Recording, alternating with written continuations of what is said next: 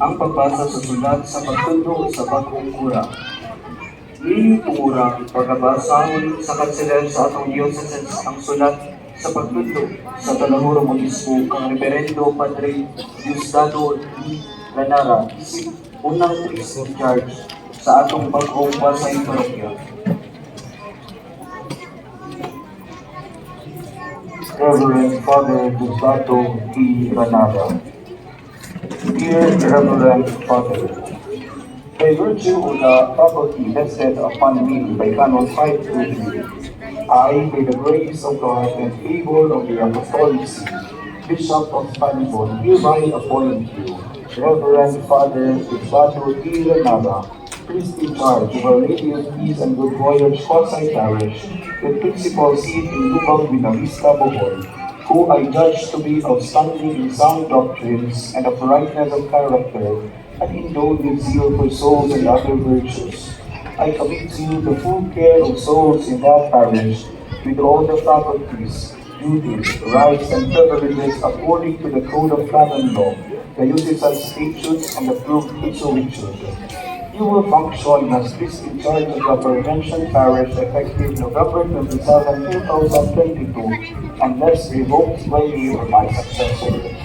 Given this 27th day of November 2022, in occasion for the canonical direction of Our Lady of Peace and Good Voyage, Quasi-Parish at Lubang, Bohol, signed by His Excellency, the Most Reverend Patrick White Pagpon and P. Pag-isip paggawan nato sa atong unang priest in charge, ato siyang nasigur pinaagi sa usa ka sipang papa.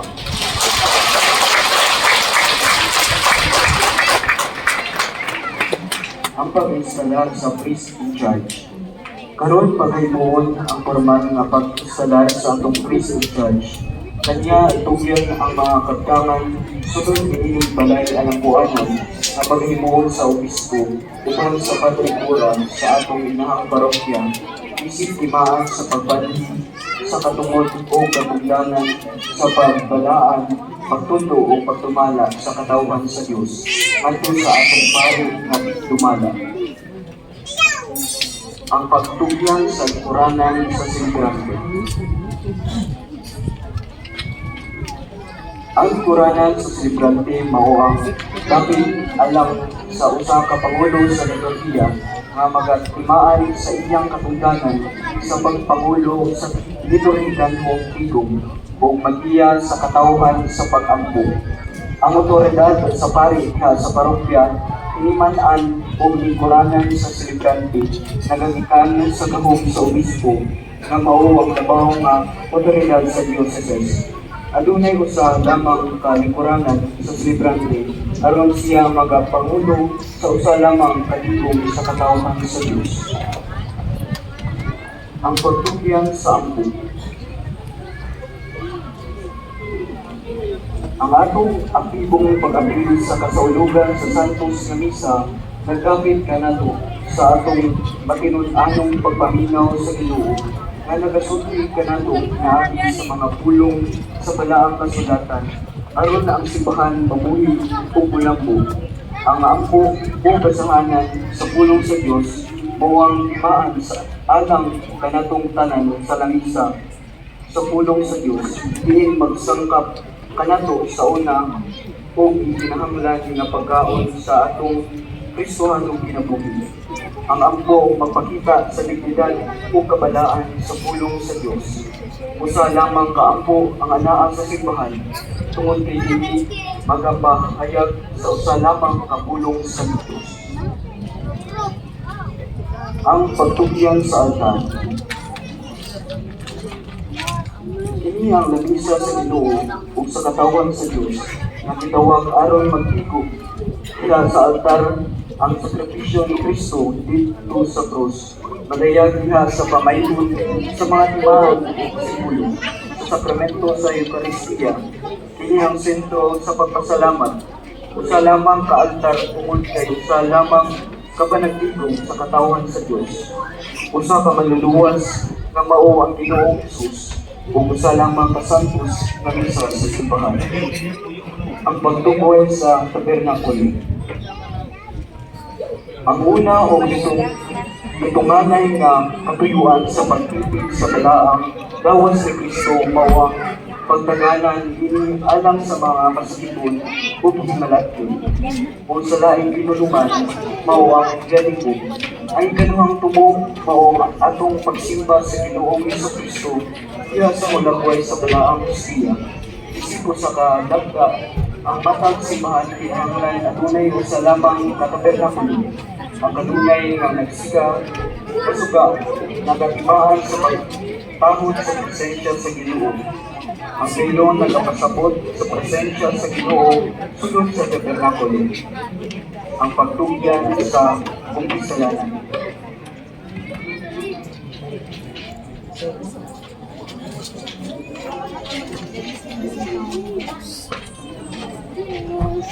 Ang angay nga dapit sa pagkumpisal mao ang simbahan dili sa gawas sa kumpisalanan.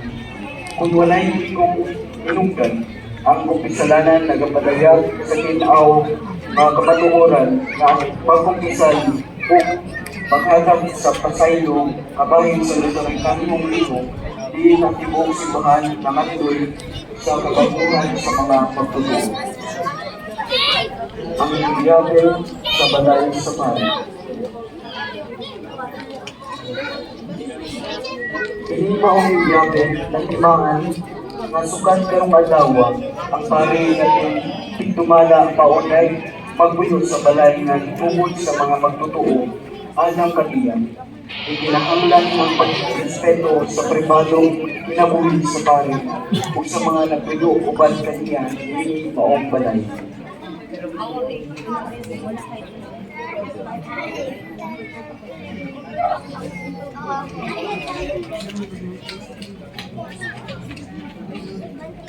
Karon paghimuon ang pagpanaag sa atong priest in charge, ginamit ang kredo o mitungo ko. Kini usa ka pagpadayag o pagpahayag ang siya mituo sa Ginoo sa simbahan Katolika Romana.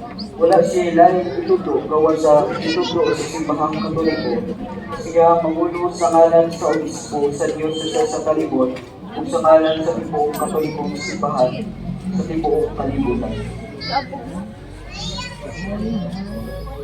Profession of faith, before faith, I, the Father, and the Lord Jesus, and profess all and living doctrines of the United. I believe in one God, the Father Almighty, maker of heaven and earth, and of all that is in and unseen. I believe in one Lord, Jesus Christ, the only Son of God, eternally begotten, the Father, God from God, light from light, true God from true God, begotten from faith, one in being with the Father. Through him all things were made for us men, for our salvation. He came down from heaven. By the power of the Holy Spirit, he was born of the Virgin Mary, and became man. For our sins he was crucified and was crucified. He suffered, died and dead.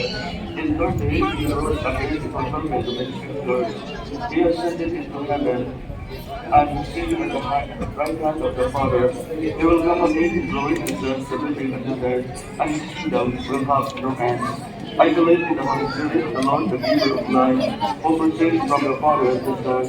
With the Father and the Son, he is worshipped and glorified. He was spoken through the prophet. I believe in one God, holy, Catholic, and Apostolic Church. I acknowledge one baptism for the forgiveness of sin. I look forward for the resurrection of the dead and the life of the world to come. Amen. With perfect, I also believe everything contained in God's word, written or handed down in tradition, and proposed by the leaders, whether by way of solid doctrine or through the ordinary and universal magisterium, as divinely revealed and holy for faith. I also firmly accept and hold faith and everything that is proposed definitively by the Church regarding the teaching of faith and morals. Moreover, I agree with the little confusion of will and intellect to the teachings which either the Roman Pontiff or the Council of Asia insist when he used to preside the authentic magisterium, revelative of wisdom teaching by an act that is not definitive. This profession of faith is done at our living office and VOYAGE, Quasi-Parish Church, Lubang, Bohol, on the 7th day of November, in the year of our Lord Jesus.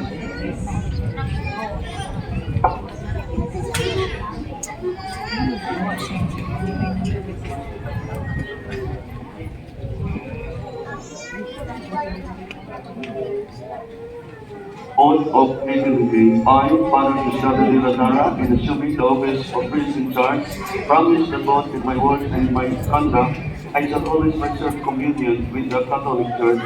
I shall carry out with the greatest care and fidelity the duties incumbent on me toward both the universal church and the particular church in which, according to the provisions of the law, I have been called to exercise my service. In fulfilling the charge entrusted to me in the name of the church, I shall hold fast to the deposit of faith in its entirety. I shall faithfully hand it on and explain it, and I shall avoid any teaching opposed to that faith. I shall follow and foster the common discipline of the whole church, and I shall observe all ecclesiastical laws, especially those which are contained in the Code of Canon Law. In Christian obedience, I shall unite myself with what is declared by the bishop as authentic doctors and teachers of faith, or established by the Hindus responsible for the governance of the church. I shall also faithfully assist the national bishop in order that the apostolic activity exercised in the communion of the same church. So help me God and God's holy gospel on which I place my hand.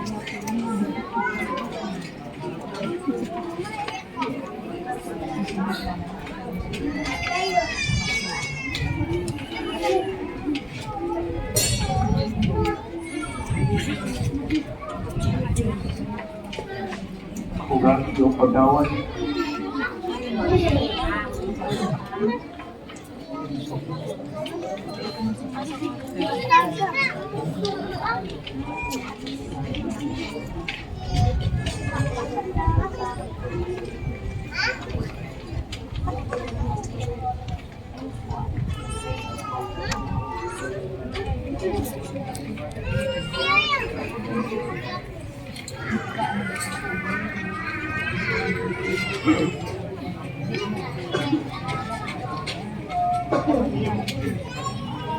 Ug ang iyong pagdawat sa atong unang kapari nga tigumala. Ato siyang hatagan sa masipang pakla.